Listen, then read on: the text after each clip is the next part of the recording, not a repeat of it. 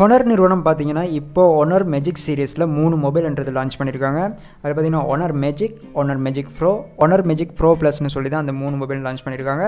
So இதுல நாம இன்னைக்கு பார்க்க போறது Honor Magic Pro Plus மொபைலை பத்தி தான். சோ இந்த மொபைல்ல என்னென்ன ஸ்பெக்ஸ் தந்திருக்காங்க, சோ இந்த மொபைலோட பிரைஸ் பத்தின எல்லா டீடைல்ஸ் நம்ம வந்து வீடியோக்குள்ள போயிட்டு பார்ப்போம். வீடியோக்குள்ள போறதுக்கு முன்னாடி நீங்க இன்னும் நம்ம YouTube சேனலை சப்ஸ்கிரைப் பண்ணல சப்ஸ்கிரைப் பண்ணீங்க. கூட பார்த்தீங்கன்னா பக்கத்துல இருக்க பெல் ஐகானை கிளிக் பண்ணி ஆல் என்ற ஆப்ஷனை போட்டு வச்சுங்க. அப்பதான் நான் போடக்கூடிய வீடியோஸ் எல்லாம் பார்த்தீங்கன்னா உங்களுக்கு உடனுக்குடனே மொபைல்ல வந்து சேரும்.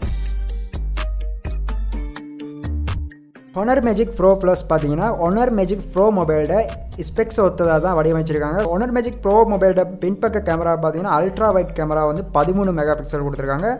Honor Magic Pro Plusல பார்த்தீங்கன்னா அல்ட்ரா வைட் கேமரா வந்து 64 மெகா பிக்சல் கொடுத்துருக்காங்க. இந்த ஒரு வித்தியாசம் மட்டும் தான் இந்த ரெண்டு மொபைல்லையும் இருக்கக்கூடிய டிஃப்ரென்ஸாக இருக்குது.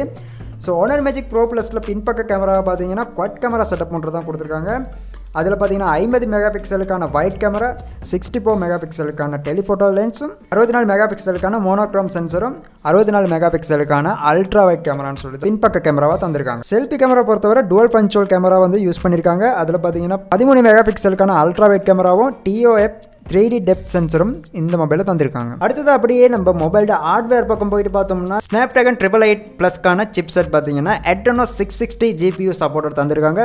ஸோ இந்த மொபைலோட பெர்ஃபார்மன்ஸை பொறுத்தவரை பார்த்தீங்கன்னா தாறுமாறாக இருக்க போது. அதோட பார்த்தீங்கன்னா கேமர்ஸ்க்கு எந்த ஒரு கேமையும் பார்த்தீங்கன்னா ஈஸி ஹேண்டில் பண்ணக்கூடியவர் தான் இந்த மொபைலோட பெர்ஃபார்மன்ஸும் இருக்க போகுது. இந்த மொபைலில் பார்த்தீங்கன்னா OLED டிஸ்பிளே பார்த்தீங்கன்னா 120 Hz ரெஃப்ரெஷ் ரேட் சப்போர்ட்டோட தந்திருக்காங்க. டிஸ்பிளே சைஸை பொறுத்தவரை பார்த்தீங்கன்னா 6.76 இன்ச்சஸ்க்கான ஒரு டிஸ்பிளேன்றது தான் இந்த மொபைலில் தந்திருக்காங்க. மொபைலோட RAM அண்ட் ஸ்டோரேஜ் பார்க்கும்போது 12GB ரேம்க்கான 512GB ஸ்டோரேஜ் வேரியண்ட்ல மட்டும்தான் இந்த மொபைல் பார்த்தீங்கன்னா ரிலீஸ் பண்ணியிருக்காங்க.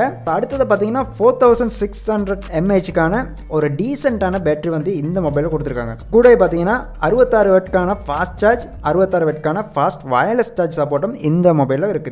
வேறு என்னென்ன ஃபீச்சர்ஸ் எல்லாம் வந்து இந்த மொபைலில் தந்திருக்காங்க அப்படின்னு பார்த்தோம்னா under display finger print sensor தந்திருக்காங்க. கூட பார்த்தீங்கன்னா NFC சப்போர்ட் இருக்குது.